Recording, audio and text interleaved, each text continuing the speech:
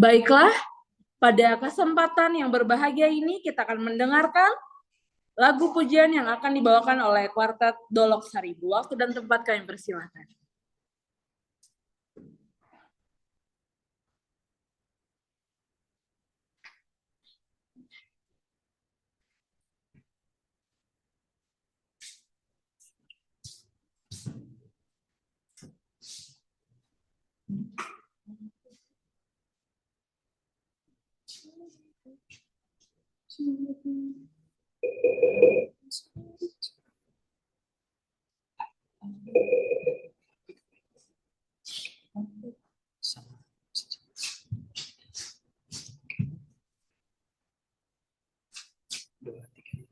Adakah saudara cinta Tuhan Yesus? Siapakah yang cinta Tuhanku? Ku ingin tahu cintakah engkau? Ceritakan ke dunia bila kau cinta Yesus. Ceritakan ke dunia bila kau cinta Yesus. Ku ingin tahu cintakah engkau? Is there anybody here that love my Jesus? Anybody here that love my Lord? I want to know, do you love my Lord?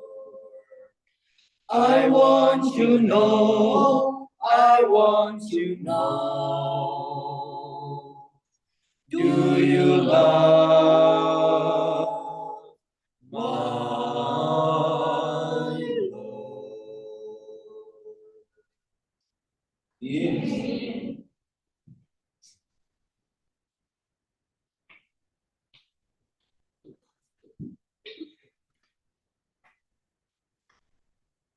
Baiklah, kita ucapkan terima kasih untuk Kuartet Dolok Saribu yang membawakan lagu pujian.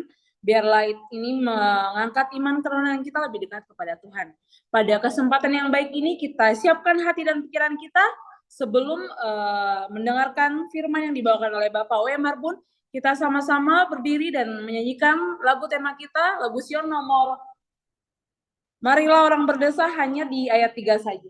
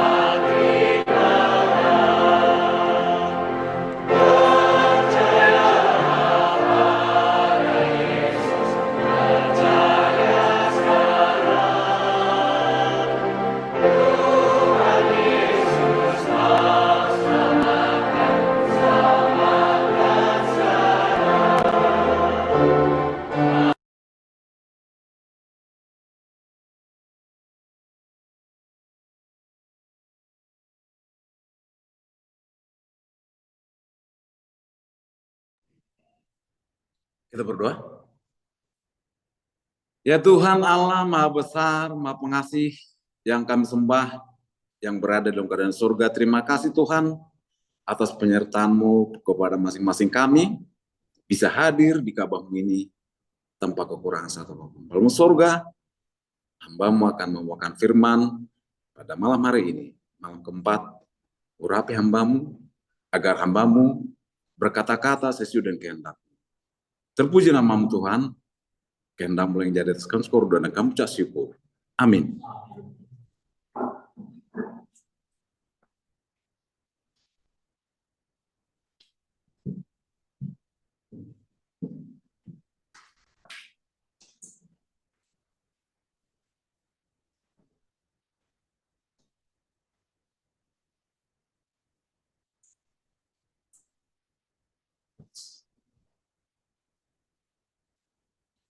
Selamat malam buat kita semuanya. Selamat malam. Apa kabar? Luar biasa. Amin. Puji Tuhan. Jadi saya berharap kita semuanya berbahagia, sehat semua. Makanya kita bisa berkumpul di sini, di tempat ini, karena ada kebahagiaan, ada semangat, dan ada kerinduan untuk bertemu dengan Tuhan. Terima kasih untuk lagu pujian yang dibawakan oleh yang di Zoom juga. Terima kasih. Selamat malam, selamat bergabung. Semoga berkat Tuhan senantiasa menyelimuti saudara kami yang ada di Zoom. Tuhan berkati. Terima kasih atas lagu yang dibawakan oleh keluarga pendeta untuk selalu tetap cinta akan Tuhan. Dan kita semua yang hadir di sini dan juga yang ada di Zoom, tetaplah kita dalam kehidupan kita untuk selalu mencintai Tuhan. Amin. Untuk malam ini, kita akan belajar firman Tuhan di hari keempat, penurutan bagian keempat atau meterai cap Allah. Hari ketujuh atau hari Sabtu. Meterai cap Allah.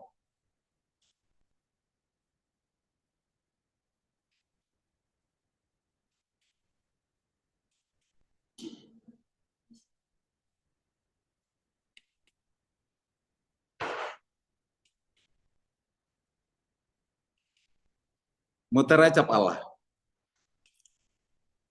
Apa itu meterai?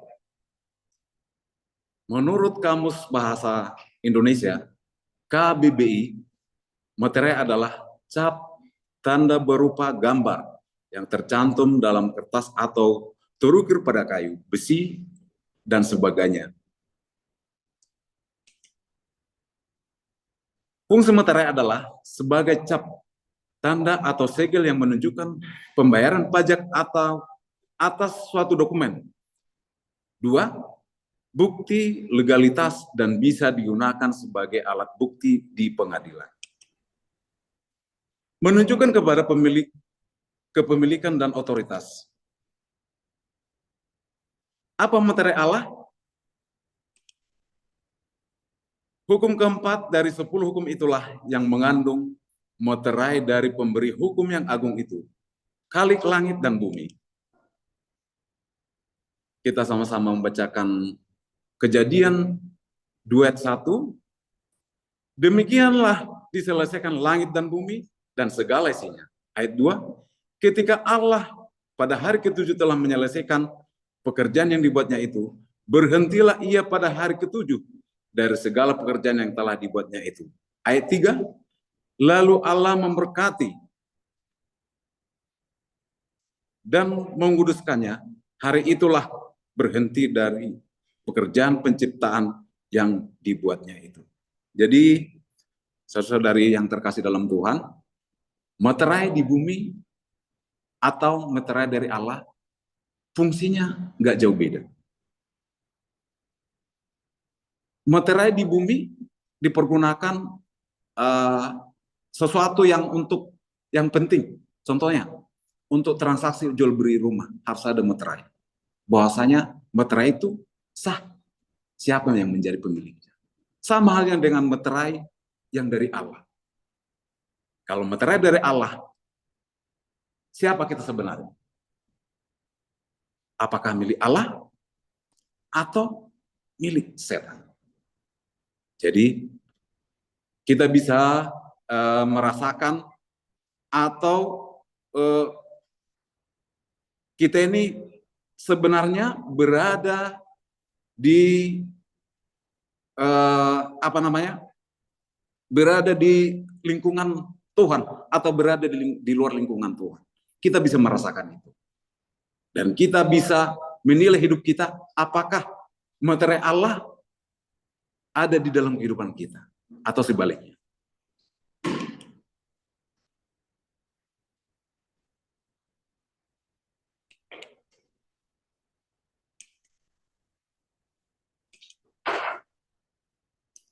Keluaran 20 ayat 8, ingatlah dan kuduskanlah hari Sabat.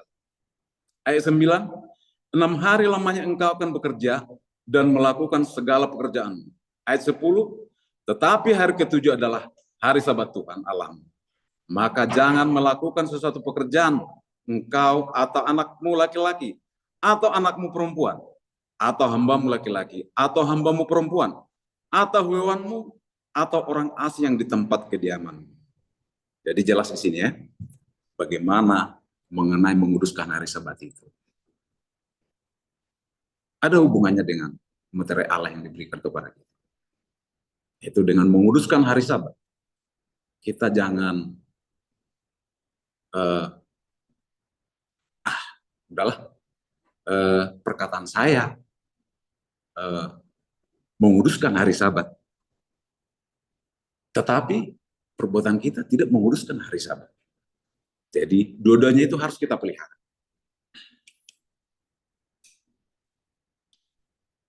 Sebab 6 hari lamanya Tuhan menjadikan langit dan bumi, laut dan segala isinya, dan ia berhenti pada hari ketujuh. Itulah sebabnya Tuhan memberkati hari Sabat dan menguduskannya. Jadi hari Sabat adalah materi Allah, sebab dia adalah sebagai pertama, pencipta, kedua, pemilik, ketiga, penguasa. Apa arti Sabat? Kata Sabat atau sering disebut Sabat dalam bahasa Indonesia, dari bahasa Ibrani, Sabat, memiliki arti sebagai berikut. Hari istirahat total untuk menghormati penciptaan dunia oleh Tuhan dalam 6 hari, lalu beristirahat pada hari ketujuh. Kejadian 2, ayat 2 dan 3.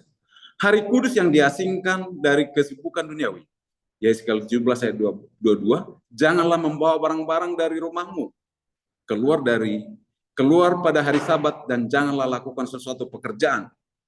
Suatu tanda sangat sebagai umat Allah, sama seperti sebuah tanda yang diatur di atas pintu rumah bangsa Ibrani untuk meluputkan itu dari kebinasan atau kematian anak sulung.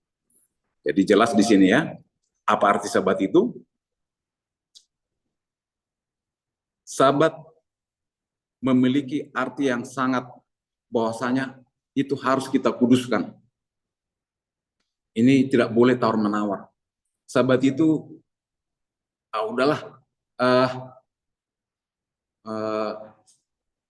mungkin Sabat depan saya bisa Sabat depan untuk hadir. Untuk Sabat ini saya minta maaf Tuhan, ada sesuatu yang lagi badan saya nggak enak. Padahal mungkin kita masih bisa pergi ke gereja dengan mungkin keadaan badan kita yang kurang enak, tetapi karena kita terlalu sibuk dengan hal duniawi sehingga kita mengabaikan hari Sabat itu. Arti Sabat, Allah menyatakan hari-hari Sabatku juga kuberikan kepada mereka menjadi peringatan di antara aku dan mereka, supaya mereka mengetahui bahwa akulah Tuhan yang menguduskan mereka. Jadi di sini jelas ya, apa arti Sabat itu.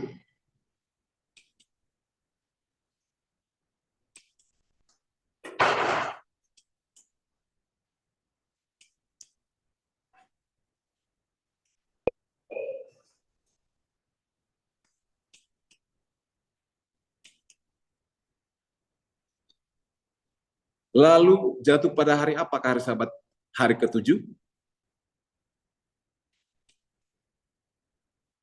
Kamus Besar Bahasa Indonesia, hari ketujuh dalam seminggu adalah hari Sabtu. Dalam tradisi Abrahamik dan di banyak negara, termasuk Indonesia, hari Sabtu adalah hari terakhir dan ketujuh dalam seminggu. Sekilas pembuktian, Sabat adalah hari Sabtu, mengenal nama dan arti hari dalam sepekan atau seminggu. Penggunaan Yom atau bahasa Ibrani. Kata ini berarti hari baik dalam bahasa Ibrani modern maupun Alkitab. Periode waktu 24 Yom sering digunakan untuk merujuk pada periode waktu dari matahari terbit sampai matahari berikutnya, atau dari matahari terbenam sampai matahari terbenam. Imamat 23:32 itu harus menjadi suatu Sabat, hari perhentian penuh bagimu, dan kamu harus merendahkan diri dengan berpuasa. Mulai pada malam tanggal 9 bulan itu, dari matahari terbenam sampai matahari terbenam, kamu harus merayakan Sabatmu. Jadi sini jelas ya. Jatuh pada hari apakah hari Sabat? Jelas hari Sabtu, hari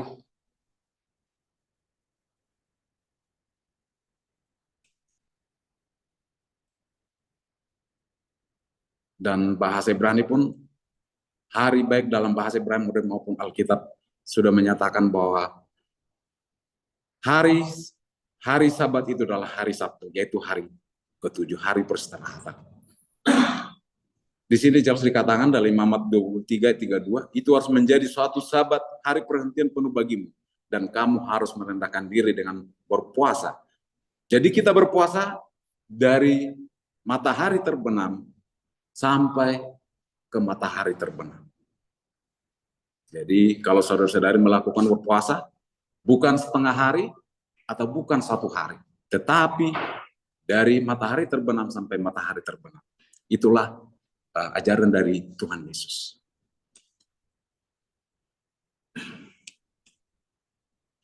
Berikut adalah penjelasan lebih detail. Yom Rishon, hari pertama yang dalam Alkitab merujuk pada hari Minggu. Yom Sheni, hari kedua yang dalam Alkitab merujuk pada hari Senin. Yom Silsi, hari ketiga yang dalam Alkitab merujuk pada hari Selasa. Yom Revi, hari keempat yang dalam Alkitab merujuk pada hari Rabu. Yom Hamisi, hari kelima yang dalam Alkitab merujuk pada hari Kamis. Yom Sisi, hari ke-6 yang dalam Alkitab merujuk pada hari Jumat. Sabat, hari ke-7 yang dalam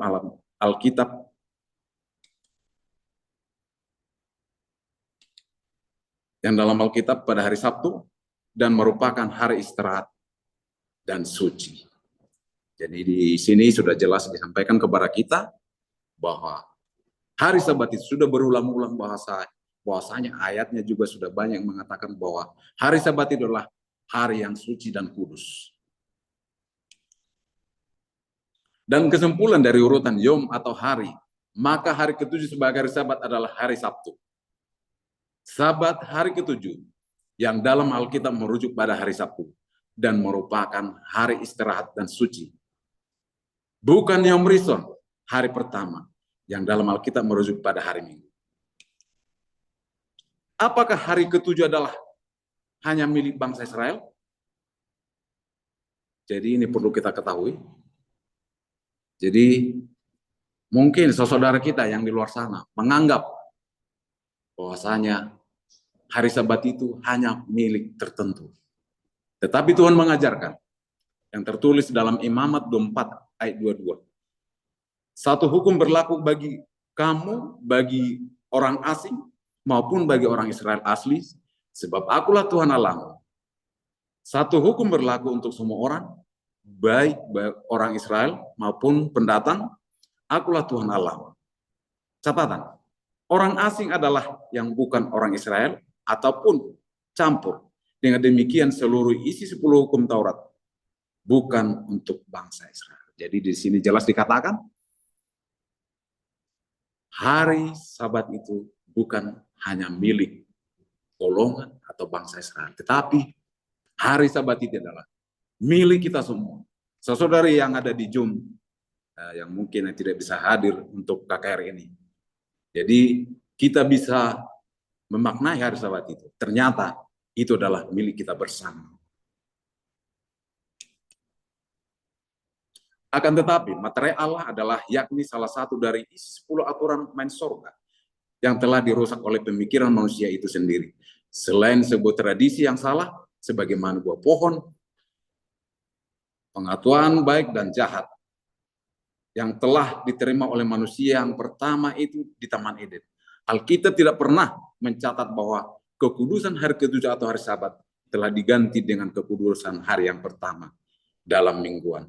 Perintah Allah adalah kudus, karakter Allah adalah kudus. Jadi kita paham semuanya apa yang dikatakan dalam Alkitab. Tuhan tidak pernah mengganti hari-hari dalam Alkitab itu. Yang pasti, hari kudus itu adalah, hari Sabat itu adalah hari Sabtu. Alkitab berkata, Markus 7:7, percuma mereka beribadah kepada aku, sedangkan ajaran yang mereka ajarkan ialah perintah manusia. Ayat 8, perintah Allah kamu abaikan untuk berpegang pada adat istiadat manusia. Ayat 9, Yesus berkata pula kepada mereka, sungguh pandai kamu mengesampingkan perintah Allah supaya kamu dapat memelihara adat istiadatmu sendiri. Jadi kita memahami dengan ayat ini, sering kita meninggalkan Tuhan hanya karena kepentingan adat kita, adat istiadat kita. Jadi tetaplah mengutamakan Tuhan dalam kehidupan kita. Karena apa? Tuhanlah yang menjadi penebus. Tuhan menjadi patokan dalam kehidupan kita.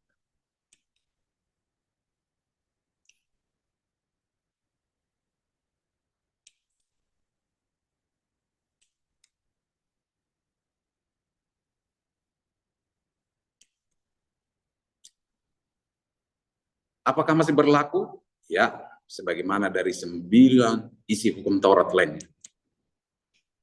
Yakobus 2 ayat 10, sebab barang siapa menuruti seluruh hukum itu, tetapi mengabaikan satu bagian dari padanya, ia bersalah terhadap seluruhnya.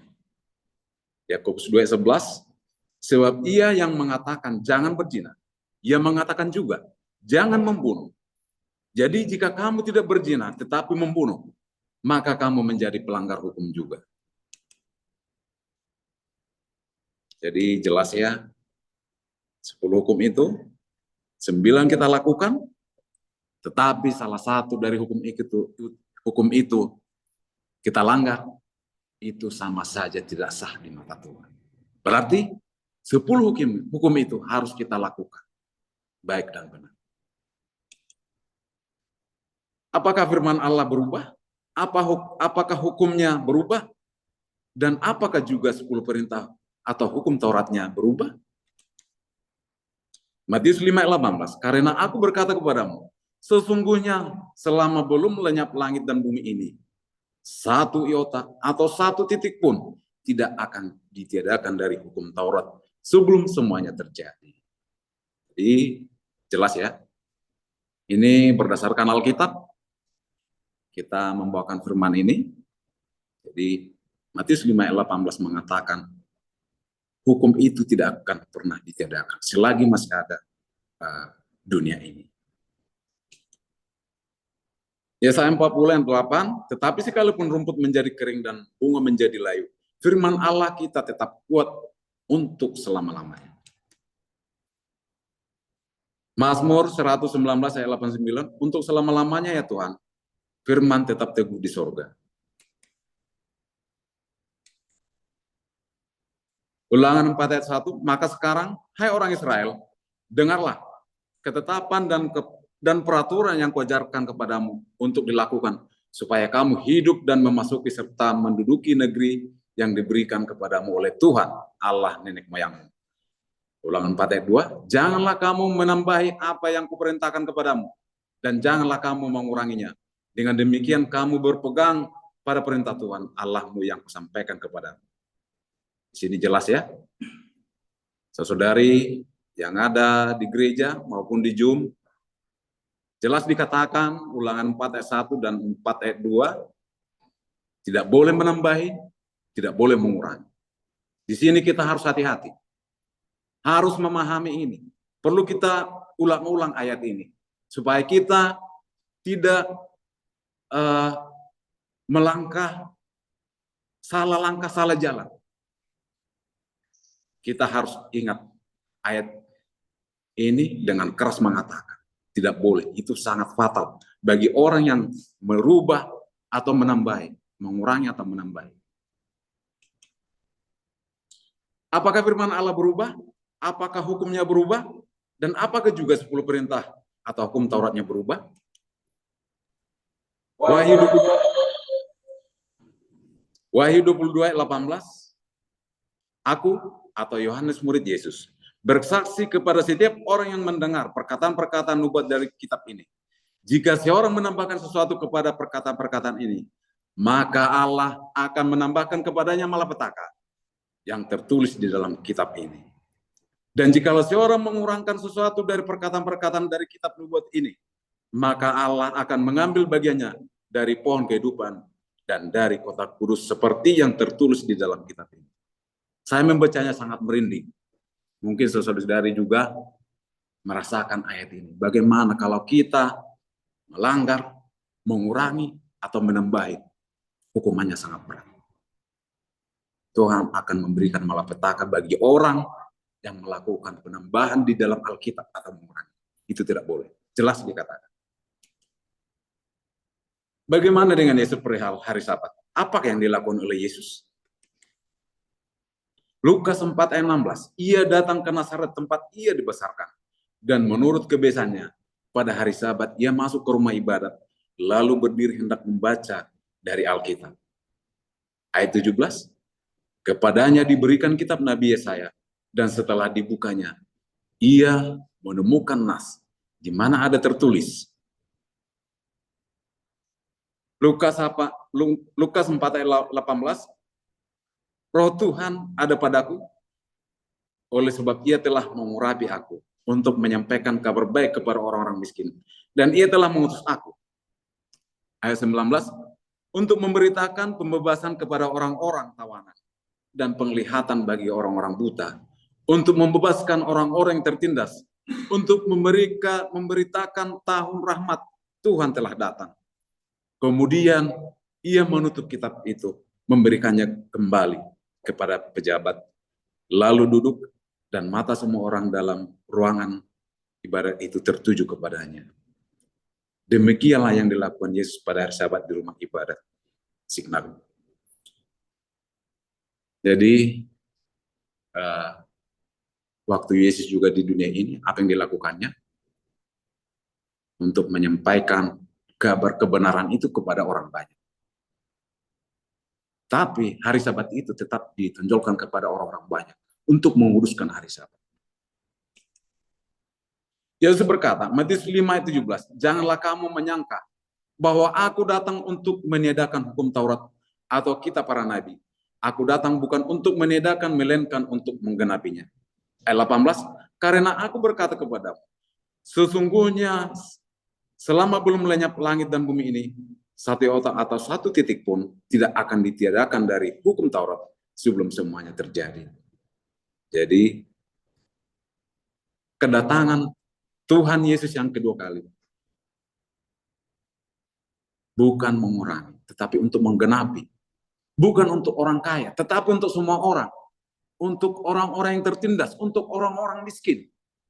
Jadi bukan untuk orang golongan saja. Kedatangan Tuhan Yesus yang kedua kali untuk kita semua, tanpa terkecuali.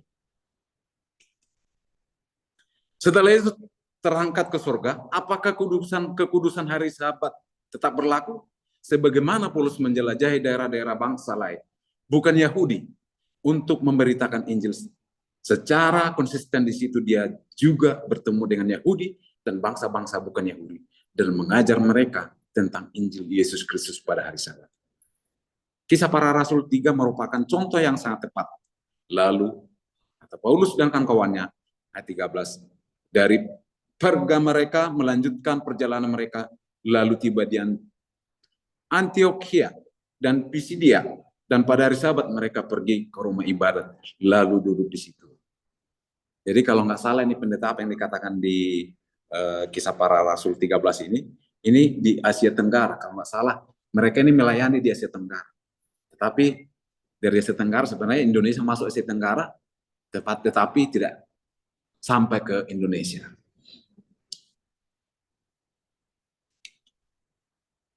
Hari Sabat, hari ke-7 tidak digantikan dengan hari Minggu, hari pertama di dalam Alkitab. Yesus Kristus menguduskan hari Sabat, hari ke-7 itu, dan setelah kematiannya, rasul-rasul dan jemaat perjanjian baru itu terus menguduskan hari Sabat. Tidak ada bukti di dalam ayat suci Alkitab bahwa hari ibadah itu digantikan ke hari Minggu.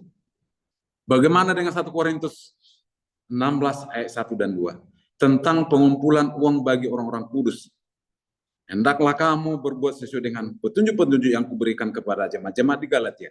Pada hari pertama dari tiap-tiap minggu, hendaklah kamu masing-masing sesuai dengan apa yang kamu peroleh, menyisihkan sesuatu penyimpanan di rumah supaya jangan mengumpulkan itu baru diadakan kalau aku datang. Jadi ada orang-orang pintar yang menggantikan hari ketujuh itu adalah hari Minggu. Tetapi mereka paham Alkitab. Mereka paham Alkitab apa yang sebenarnya di dalam Alkitab. Tetapi orang-orang pintar ini, biarlah Tuhan yang berurusan dengan mereka, yang membelokkan untuk Alkitab yang sengaja mereka untuk membuat sesuatu yang ingat dan kuduskanlah hari Sabat, tetapi digantikan. Catatan 1 Korintus 16 ayat 1 dan 2, seringkali diasumsikan bahwa pernyataan ini menjelaskan saat kolekte di mana jemaat bergilir memasukkan persembahan ke kantong persembahan pada kebaktian minggu. Tidak ada sebutan kebaktian di dalam bacaan ini. Jadi Alkitab tidak ada berubah, firman Tuhan tidak ada berubah, Sabat sebagai cap Allah tidak ada berubah. Konstantinus Agung yang mengubah hari Sabat Sabtu menjadi hari Minggu, ibadah di Kekaisaran Romawi pada tahun 321 sebelum Masehi, yang mengeluarkan hukum mewajibkan semua orang atau kecuali petani untuk berserat pada hari Minggu. Buah dari pohon pengetahuan yang baik dan jahat itu telah menjalar kepada penghuni dunia, sehingga pelayanan keimamatan yang rajani berubah menjadi kekejian di hadapan Tuhan. Kesetiaan kepada meterai atau cap Allah telah diubah oleh karena keangkuhan dan penolakan akan firman Allah. Akan tetapi Allah adalah kasih. Lalu kepada siapa meterai Allah diberikan? Allah mengenakan pada mereka yang dengan sungguh-sungguh memelihara Sabat Tuhan. Mereka yang memiliki meterai Allah itu di dahi mereka haruslah memelihara Sabat. Hukum yang keempat itu, meterai Allah yang hidup akan dikenakan hanya kepada mereka yang memiliki keserupaan dengan Kristus dalam tabiat. Mereka yang mengalahkan dunia serta keinginan badani dan kemauan si jahat yang akan menerima meterai Allah yang hidup.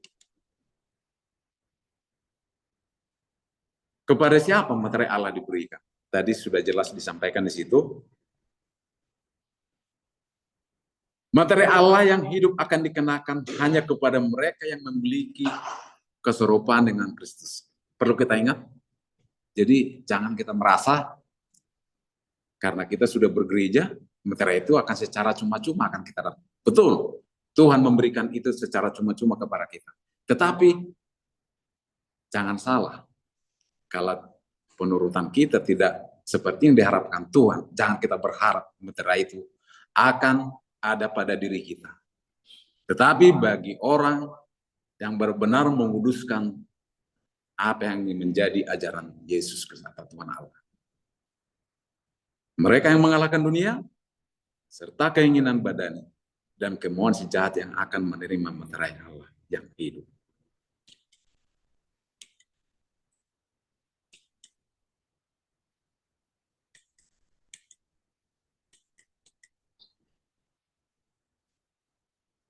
Mereka yang memantulkan cerita Yesus sepenuhnya, semua orang yang tak bernoda di hadapan Allah, Mazmur 24 ayat 3, siapakah yang boleh naik ke atas gunung Tuhan?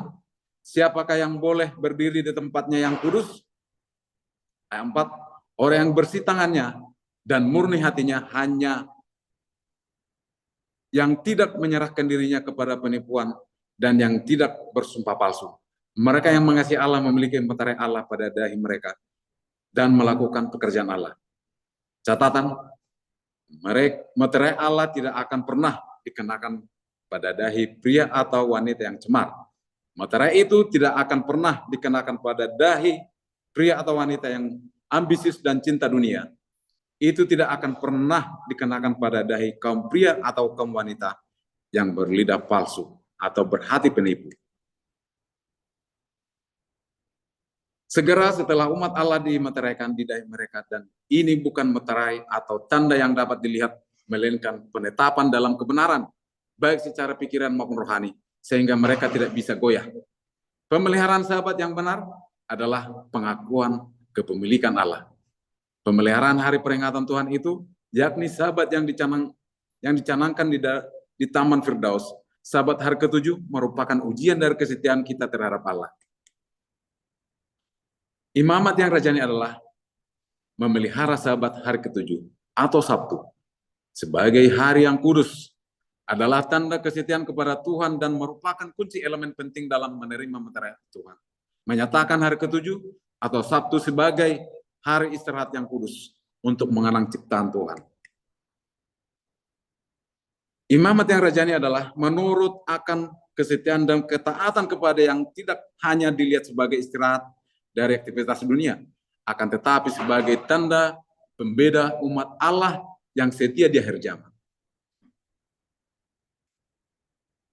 Makna rohani memelihara sahabat tidak hanya dilihat sebagai ketaatan legalistik, tetapi sebagai tindakan rohani dari iman, kepercayaan yang hubungan dengan Allah, mengakui Dia sebagai pencipta dan penebus. Ulangan 28:13 yang menyatakan Tuhan akan mengangkat engkau menjadi kepala dan bukan menjadi ekor. Ketaatan dan kesetiaan kepada perintah Allah mendapatkan berkat kepemimpinan dalam bahwa kabar baik, kabar keselamatan bagi dunia. Hari Sabat adalah meterai Allah, sebab Dia adalah sebagai pencipta, pemilik, penguasa. Ulangan 28:13 dan menyatakan Tuhan akan mengangkat engkau menjadi kepala bukan menjadi ekor. Catatan dan kesetiaan kepada perintah Allah mendapatkan berkat kepemimpinan dalam membawa kabar baik, kabar keselamatan bagi dunia.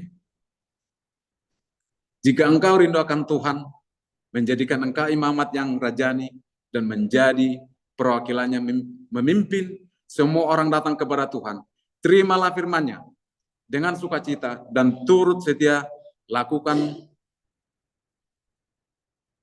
sukacita dan turut setia lakukan, undanglah dia dalam hidup.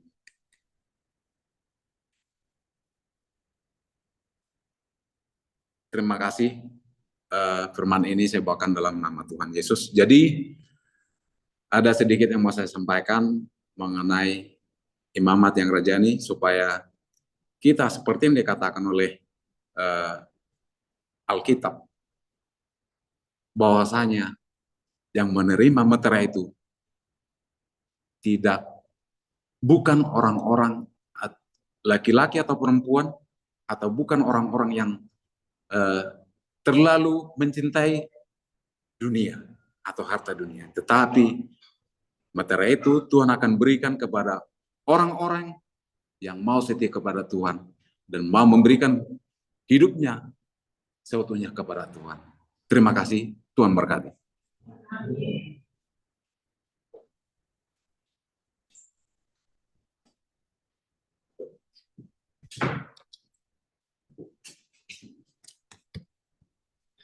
Baik, terima kasih kepada Bapak W. Marbun yang membawakan pelajaran KKR Harvest 2025 pada malam hari ini di hari keempat. Biarlah yang sudah kita dengarkan bisa menjadi penguat iman kerohanian kita bahwa hari Sabat adalah hari perhentian yang Tuhan sudah sediakan bagi kita. Baiklah, untuk saat ini untuk mengaminkan firman Tuhan, kita sama-sama bangkit berdiri.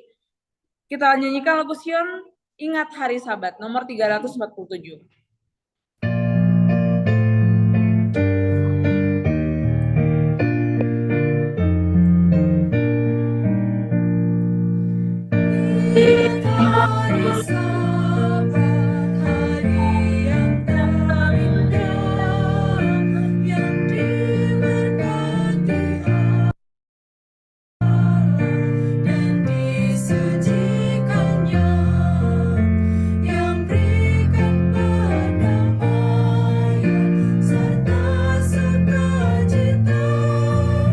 Sinar kemuliaan turun dari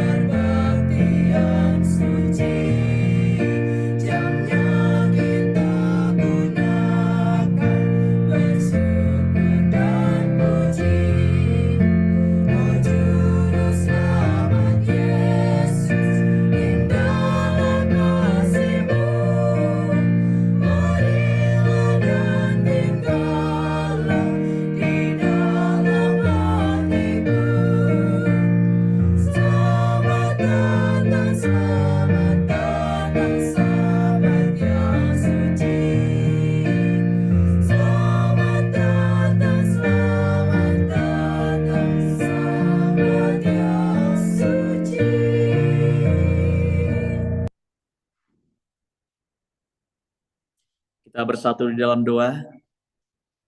Bapa kami yang bertahta dalam kerajaan surga, segala hormat, puji syukur kami persembahkan ke hadapan Tuhan.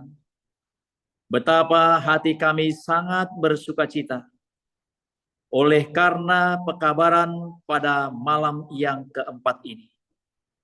Kembali Tuhan, Engkau telah berfirman melalui hamba-Mu Bapak W. Marbun. Kami telah memperoleh suatu nasihat, di mana Tuhan, bahwa Engkau telah menyediakan bagi kami jubah keimamatan apabila kami datang setia menerima akan meterai cap Allah yang kudus itu. Engkaulah sebagai pencipta, Engkaulah sebagai penguasa, Engkaulah sebagai pemilik alam semesta ini, termasuk kehidupan kami. Dan hari Sabat, hari yang ketujuh, di mana Engkau telah menjadikan langit dan bumi ini dengan indah. Hari Sabat, hari ketujuh, atau hari Sabtu. Tuhan, terima kasih pekabaran ini.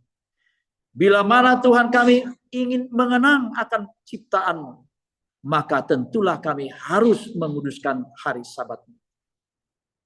Oh Bapa di surga, biarlah kiranya Tuhan, kuasa Roh Kudus-Mu lah yang menuntun hati pikiran kami. Baik kami yang ada di dalam ruangan rumah Tuhan ini, bahkan juga bagi sahabat-sahabat kami, umat-umat Tuhan yang ada di Zoom online ini. Sehingga Tuhan kami boleh bersama-sama bersukaria, bersukacita untuk menguduskan hari Sabat, hari ketujuh yang jatuh setiap pada hari Sabtu. Tuhan, sekali lagi kami rindu jubah keimamatan itu boleh menjadi bagian kami.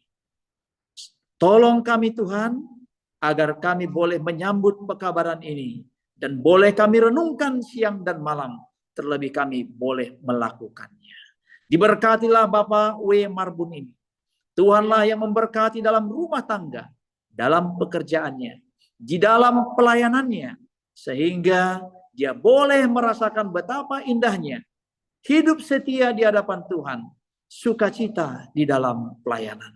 Tuhan, kiranya Engkau juga memberkati masing-masing kami. Tuhanlah yang memeliharakan kami. Tuhanlah yang membimbing kami, biarlah kuasa Roh Kudus-Mu senantiasa berdaulat di dalam hati dan pikiran kami. Oh Bapa di surga, kami bersyukur oleh karena ibadah kami ini Tuhan telah sertai, alat yang kami gunakan, signal yang juga kami gunakan, semua berjalan dengan baik. Terpujilah nama-Mu.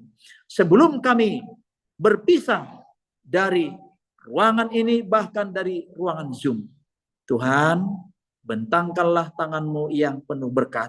Curahkanlah berkat itu ketika tangan hamba-Mu ini terangkat. Tuhan memberkati dan melindungi kita. Tuhan menyinari kita dengan wajah-Nya dan memberikan kasih karunia-Nya. Tuhan menghadapkan wajah-Nya dan memberikan kita damai sejahtera-Nya. Kasih Allah Bapa, damai sejahtera dari Yesus Kristus Tuhan kita, serta persekutuan Roh Kudus akan menyertai kita sekalian hari ini sampai selama-lamanya. Di dalam nama Yesus Kristus kami berdoa dan mengucap syukur. Amin.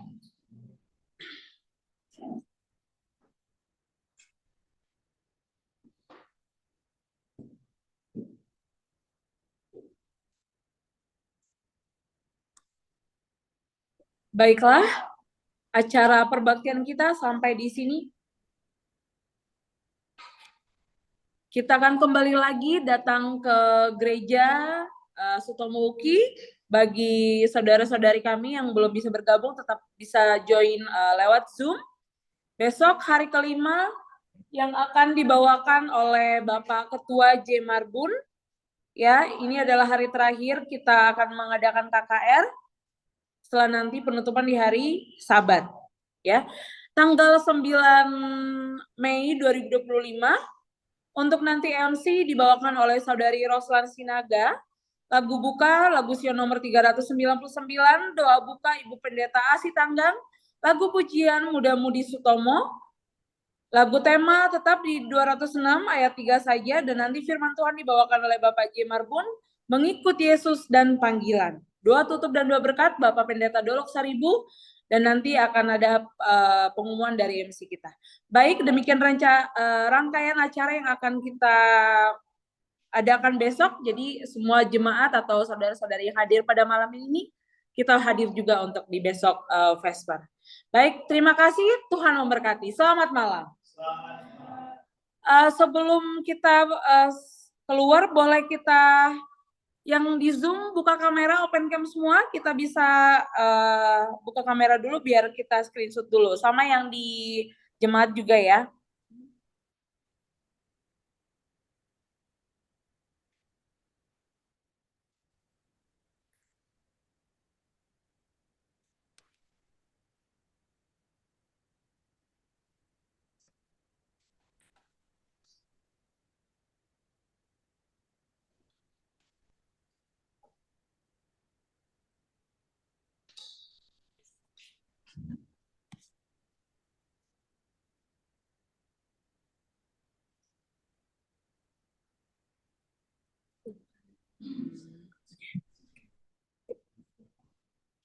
Boleh dibuka kameranya, yang bisa buka kamera ya. Kita sama-sama, saya hitung. 1, 2, 3. Baik, sekali lagi, pembicara kita boleh bergabung ke sini berkelihatan. Boleh, jangan di belakang, nggak kelihatan soalnya. Nggak apa-apa, yang di depan. Oke, sekali lagi. 1, 2, 3. Oke, baik. Terima kasih. Tuhan memberkati. Selamat malam.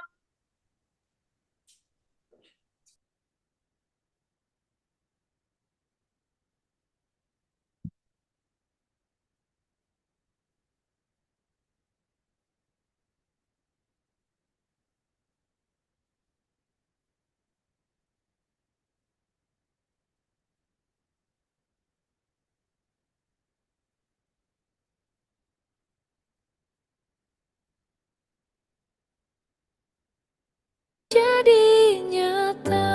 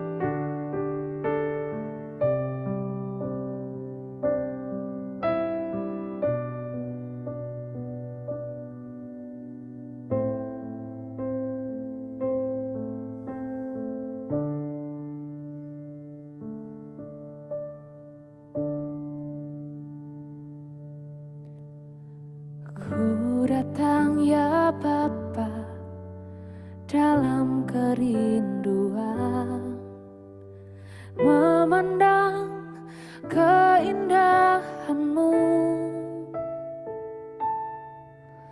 Ku berikan segalanya, semuanya yang ada. Ku ingin menyenangkan hati-Mu, oh Tuhan.